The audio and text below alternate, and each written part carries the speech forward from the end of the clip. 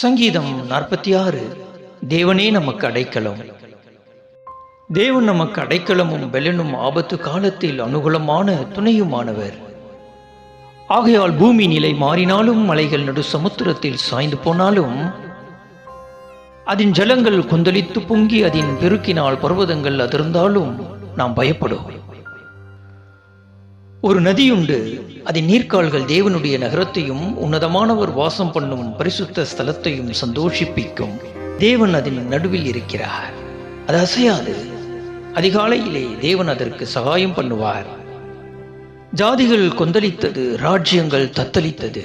அவர் தமது சத்தத்தை முழங்க பண்ணினார், பூமி உருகி போயிற்று. சேனைகளின் கர்த்தர் நம்மோடு இருக்கிறார். யாக்கோபின் தேவன் நமக்கு உயர்ந்த அடைக்கலமானவர். பூமியிலே பாழ்கடிப்புகளை நடப்பிக்கிற கர்த்தருடைய செய்கைகளை வந்து பாருங்கள்.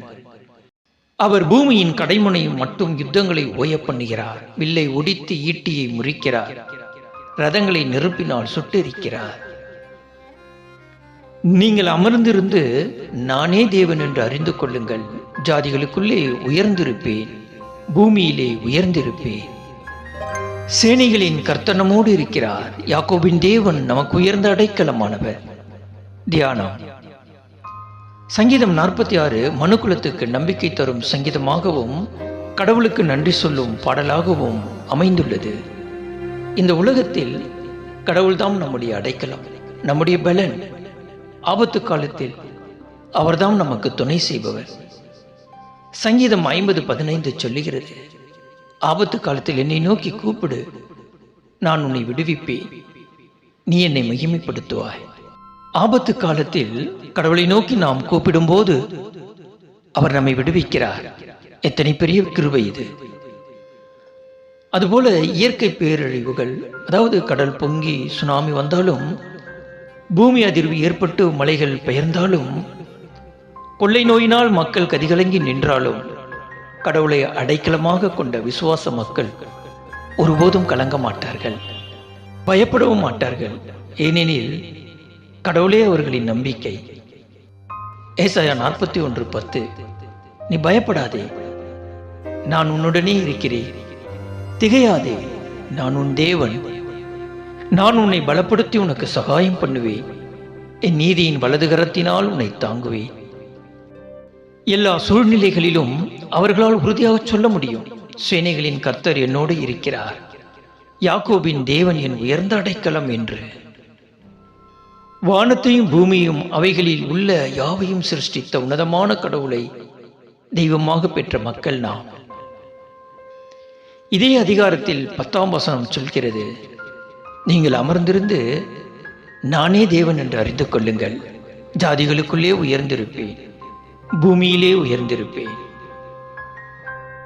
அன்பானவர்களே, தேவ சமூகத்தில் உபவாசத்தோடும் ஜபத்தோடும் நம்பிக்கையோடும் காத்திருக்கும் போது சர்வ வல்லமையுள்ள கடவுளின் மேன்மையை நம்மால் உணர்ந்து கொள்ள முடியும். மனப்பாட வசனங்கள். தேவன் நமக்கு அடைக்கலமும் பெலனும் ஆபத்து காலத்தில் அனுகூலமான துணையுமானவர். சங்கீதம் 46:1. சேனைகளின் கர்த்தர் நம்மோடு இருக்கிறார். யாக்கோபின் தேவன் நமக்கு உயர்ந்த அடைக்கலமானவர். சங்கீதம் 46:7. நீங்கள் அமர்ந்திருந்து நானே தேவன் என்று அறிந்து கொள்ளுங்கள்.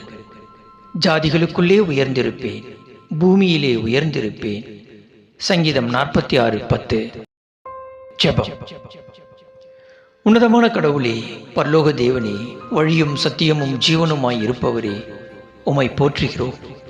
எங்கள் அடைக்கலமே, துருகமே, எங்கள் கேடகமாய் இருப்பவரே, அப்பா பிதாவே, உம்மை துதிக்கிறோம். சங்கீதம் 46 நீர் எங்கள் அடைக்கலமும் பெலனும் ஆபத்து காலத்தில் துணை செய்கிறவருமாய் இருக்கிறபடியால் உம்மை ஸ்தோத்தரித்து வணங்குகிறோம். எல்லா மேன்மையும் மகிமையும் கர்த்தருக்குண்டாகட்டும். இரட்சகரும் மீட்பருமாகிய இயேசு கிறிஸ்துவின் இனிய நாமத்தில் ஜெபிக்கிறோம், சர்வ வல்லமையுள்ள கடவுளே. ஆமென், ஆமென்.